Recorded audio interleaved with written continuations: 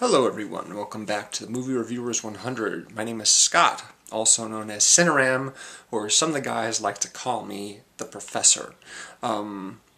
They feel that I'm knowledgeable. I'm knowledgeable about stuff, and the truth of the matter is that I am knowledgeable about films, but mostly films that have come during a certain period of time.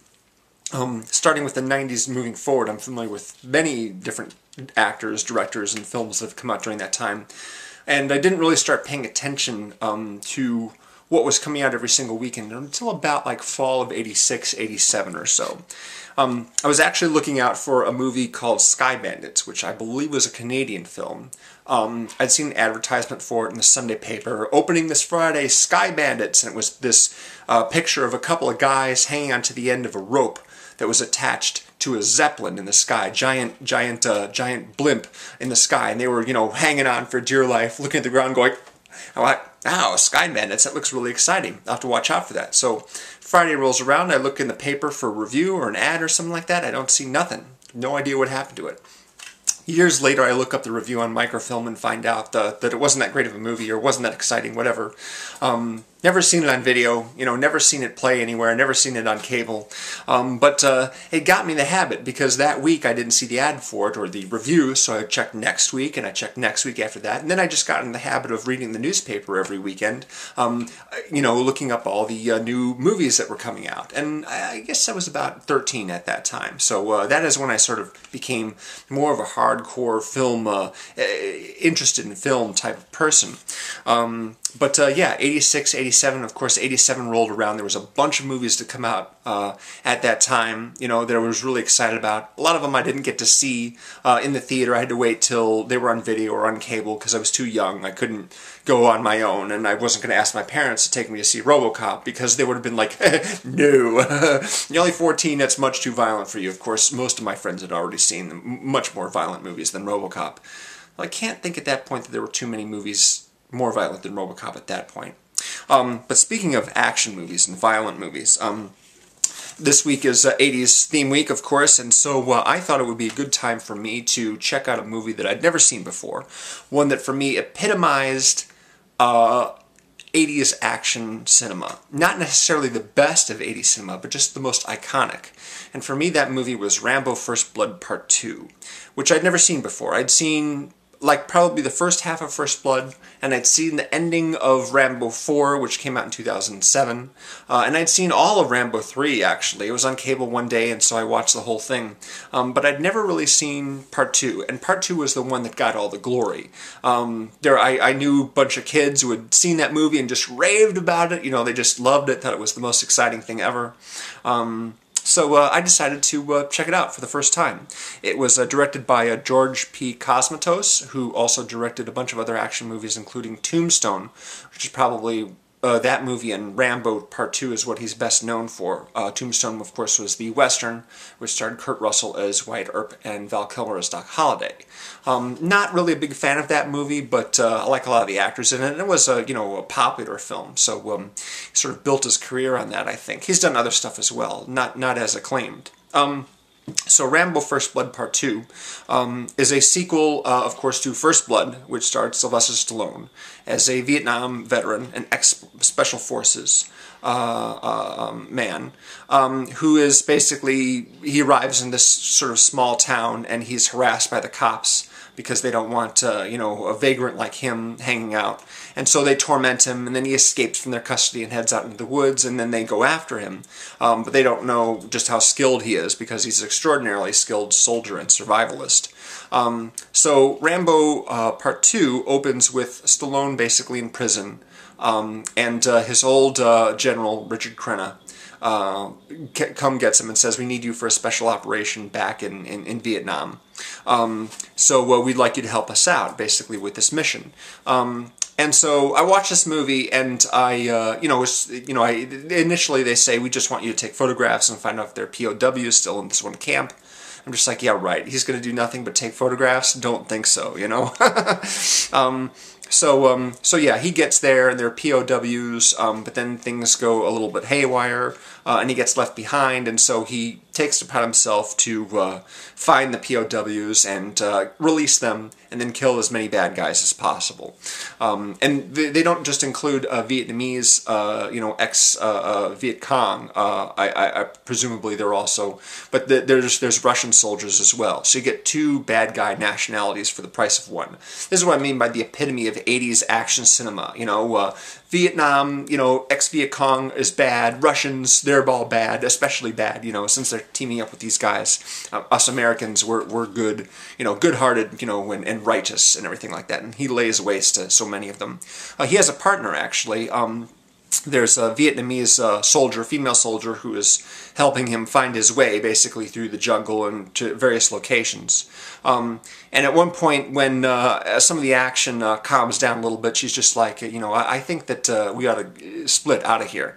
If we go to Thailand, if we cross the border into Thailand, then we can make it back to the States or maybe Canada, and we can live there. And she's, I don't know, I guess they've fallen in love or something like that. But I'm like, Stallone's, Rambo's just like, yeah, that's a good idea, we should do that. I'm like, that's not going to happen. He hasn't rescued any of the POWs yet.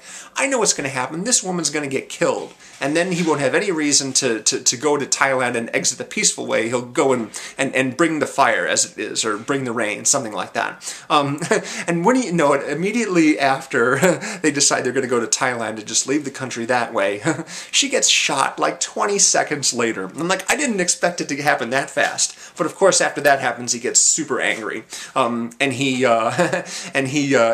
puts together his arrows with the explosive tips, and everything like that, and he, the guys, they're searching throughout the jungle for him, so he hides in all these various places. He hides in trees, he hides under rocks, he hides in the water. He even covers himself in mud and lays against like a muddy embankment so that when a Russian soldier stops right in front of him, he reaches out and grabs him and breaks his neck or stabs him, something like that.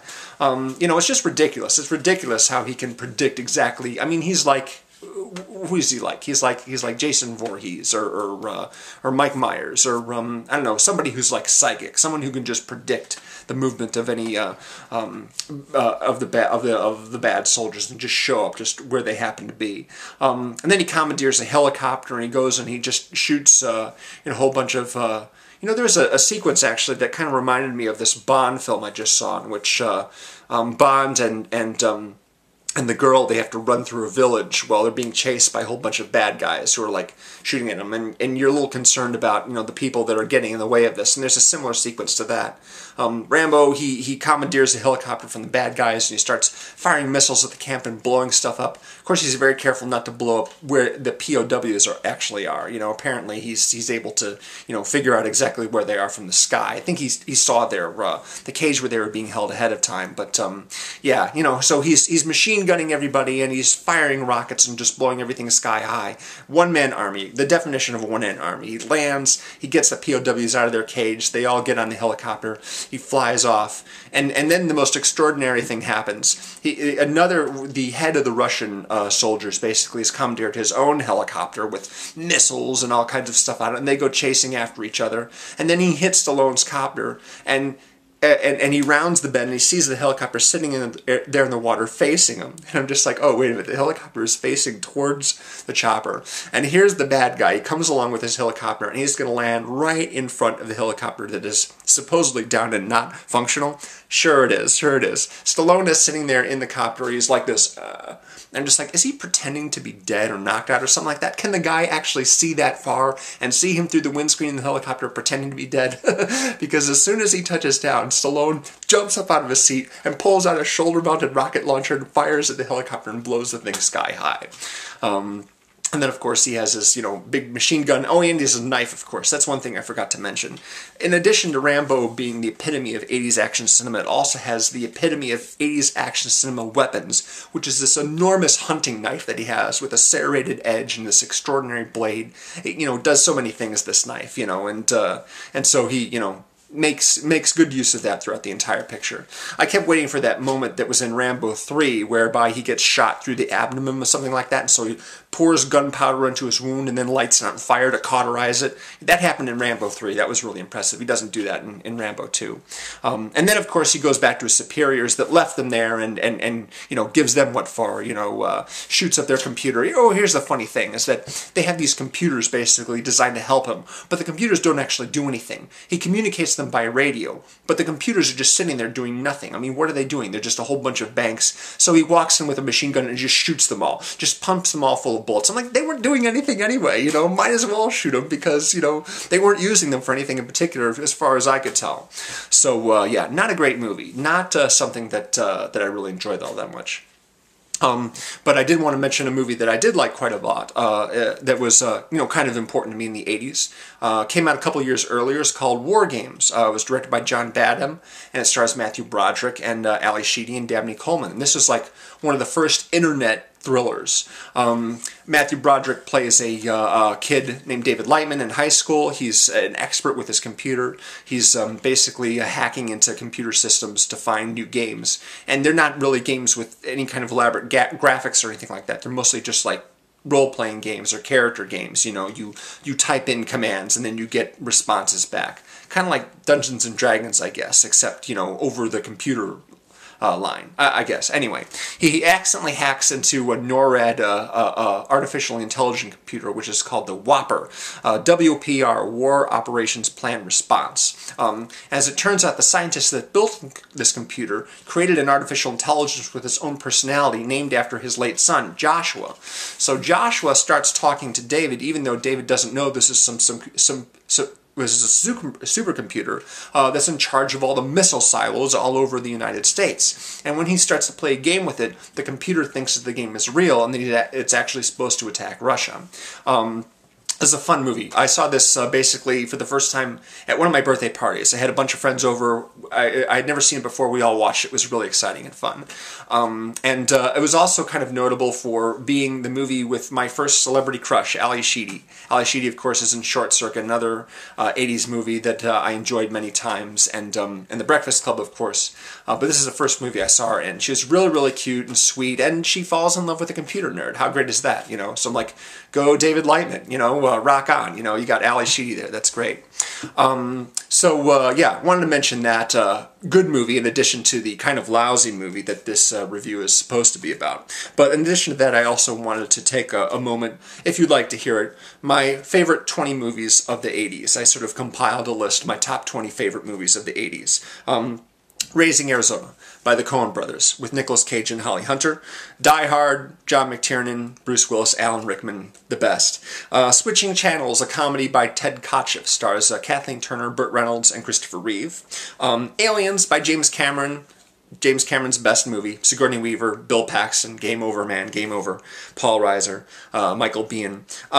Dead Poets Society, directed by Peter Weir, stars Robin Williams as the poetry teacher for prep school. Robert Sean Leonard, Ethan Hawke are some of the students in the class. The War of the Roses, Danny DeVito's best film as a director with Michael Douglas and Kathleen Turner. Again, Kathleen Turner in the leads. Really, really great dark comedy.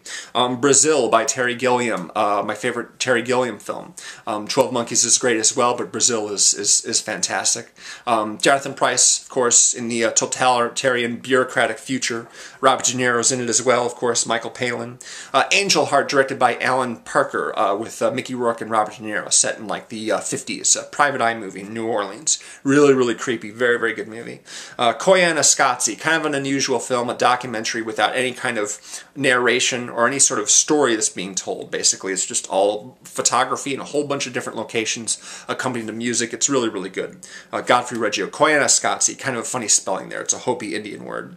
After Hours by Martin Scorsese, starring Griffin Dunne. Paul Hackett, he plays Paul Hackett, and he just basically is wandering around Soho, encountering all sorts of crazy characters in New York City, having a little scary nighttime adventure. Really, really fun movie.